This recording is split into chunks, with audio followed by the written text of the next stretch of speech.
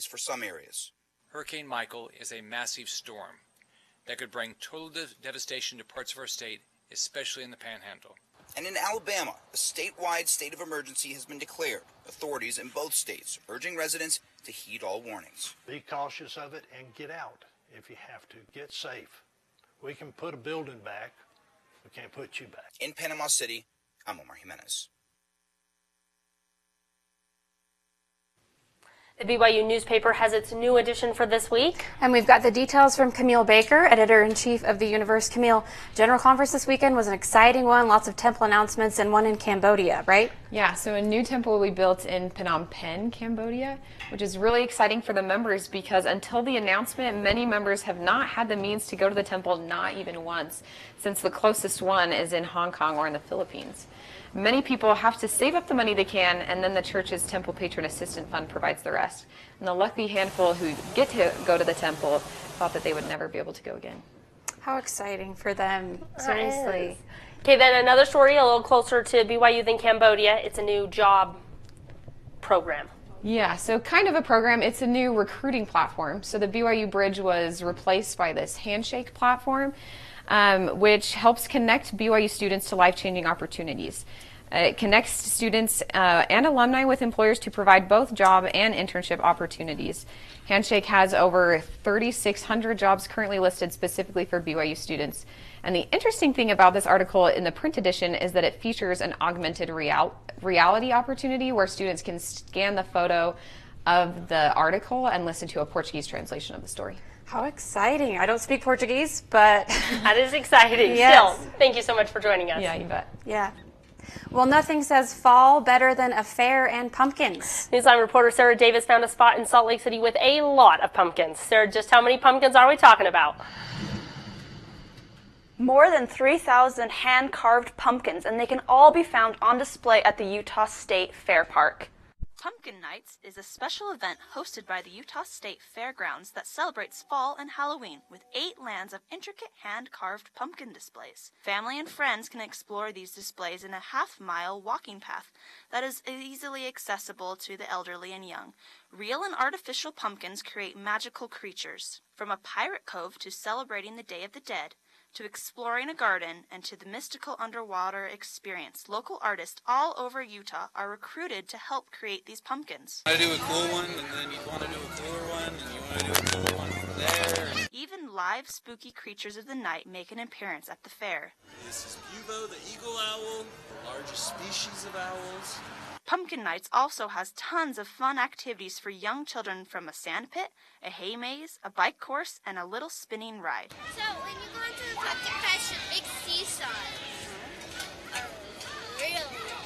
The event really comes to life as the sun sets and displays start to shine. Those daring enough to come later at night are able to receive a night owl ticket discount.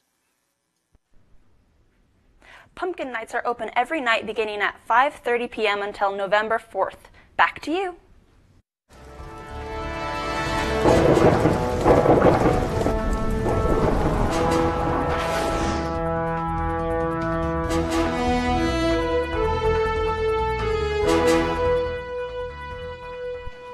Step aside fall weather, snow is here. The fall leaves aren't the only things falling now across the state. Take a look at this time-lapse shot from Alta Ski Resort. Big and Little Cottonwood Canyon both saw a few inches of snow yesterday and early this morning. And it was a wet and cold morning for Deer Valley Resort as well. Look at the stunning view as those clouds clear from the top of the slopes. And now a new storm makes its way into Utah. Will begin to look even more like winter wonderland over the next few days. Taking a look at that storm, so this nice green glob making its way down through the state. This is about right now, and as it moves, this big mass right here, yep, that's about 4 to about 7 o'clock today as that new storm comes in with scattered showers and snow in our higher elevations. Taking a look at our highs across the state, it's cold pretty much across the board with 49 in Logan and a nice 71 degrees in St. George. So St. George is still looking nice, and we're a little bit jealous of them down there. Moving down to Utah lows, we've got 36, 41, and 38 in Provo. It is cold, so it's time to start breaking out the jackets and the coats and all the warm winter gear. Taking a look at our 5-day forecast in southern Utah, Tuesday and Wednesday are just partly cloudy and looking nice, but that moves into our Thursday storm, and it clears up for the weekend. And for northern Utah, rain Tuesday, Wednesday, and Thursday, so that storm moving in today. But just like southern Utah, it will clear up for the weekend. So for the next couple days, just get ready to stay indoors and bear the storm, but the weekend will look nice. Better rain than snow, for sure. Makes me feel cold looking at it. Yes. A BYU legend passed away. The voice of the Cougars roared for the last time. How can you still pay your respects? BYU coach Sataki has decided that the BYU football team needs a change, and that change may include Tanner Mangum. See on page 4 that the projections need to be earthquake next Thursday. Seriously? Thursday? Can't do that. This is really inconvenient. I have yoga that day. I have no time for this. So. I can't do Thursday, but I can do Friday. Disasters don't plan ahead. You can. Talk to your loved ones about how you're going to be ready in an emergency. Don't wait. Communicate.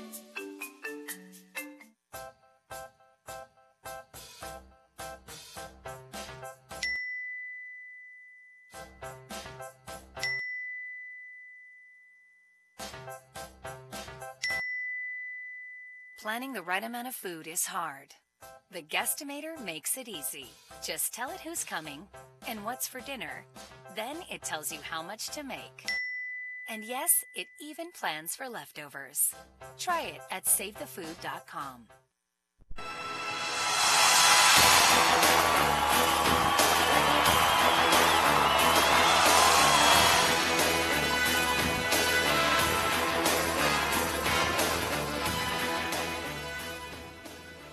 Paul James, the voice of the Cougars, died Saturday at the age of 87. James acted as the play-by-play voice of the BYU football team starting in 1965. He took the position around the same time as when Lavelle Edwards became a coach. Associated with the golden age of BYU football and giving play-by-plays for over 30 years, he was inducted into the BYU Hall of Fame in 2005. His funeral is scheduled for October 16th at Memorial Mortuary in Salt Lake City. There will be a public viewing at 10:30 a.m.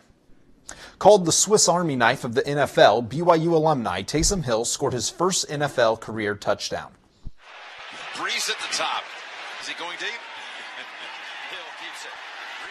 Officially, he is a backup quarterback for the Saints. Unofficially, he is everything else. Hill has played in roughly 8 different positions for the New Orleans Saints. Last night, he got to spend some time as a quarterback. He ran to his right and got the 1 yard needed for a touchdown. One of the best parts is Drew Brees is in the play. He's in the back, not even moving. Speaking of Drew Brees broke the passing record of the NFL in last night's game. He passed Peyton Manning's record of 71,940 career passing yards. Peyton Manning responded with a humorous video congratulating the Saints quarterback. He broke the record when he passed 62 yards to Traquan Smith for a touchdown, leading to their 43-19 win over the Washington Redskins. Supporters flooded Twitter with congratulations. Brees said he still feels like there's work to be done. BYU football coach Kalani Sitake says he is open to change even when it comes to quarterback Tanner Mangum. BYU football has struggled in the last 2 weeks after being ranked for the first time since 2015. Some fans pushed to replace Tanner Mangum with freshman Zach Wilson, and after 2 heavy losses, Sitake has said it's a possibility. While they are debating the issue, Sitake said the decision will fall to Wilson, who will be playing as quarterback against Hawaii this weekend is still unknown. Conor McGregor is suspended for the next month, though not because of what happened after the match with Khabib. After the fight with Khabib and a medical examination, doctors determined he had been hurt enough in the fight that he would not be allowed to fight again for at least a month. He is not allowed contact until the end of October, which means he is not allowed to even spar. The UFC has not yet mentioned what specific actions will be taken against Khabib for jumping the octagon and striking one of McGregor's teammates. The UFC punishments may include the removal of the lightweight belt he just defended against McGregor. We'll be right back.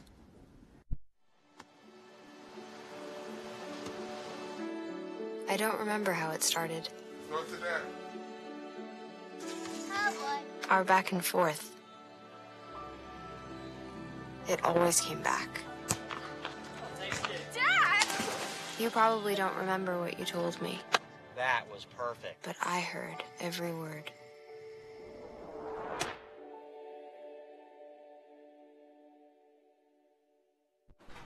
Ladies and gentlemen, start your pumpkins. Thousands flocked to Maine over this weekend for the Pumpkin Fest and Regatta. Pumpkin boat competitors carve out their pumpkin, making it into a floating device, and then race it down the Damariscotta River. Some even attach a motor. The pumpkin boat competition started as a joke in 2007, but has become a fun annual tradition.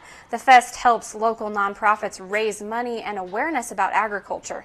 This year, 10,000 visitors were expected to attend. I have never dreamed of boating in a pumpkin before. Well, those pumpkins have to be big enough that you could fit in it. Oh, they're yes. huge. When I first heard that, I thought they were putting one pumpkin on each leg. And but tough job, tough job. That's your Newsline for today. Thanks for joining us. Have a great day.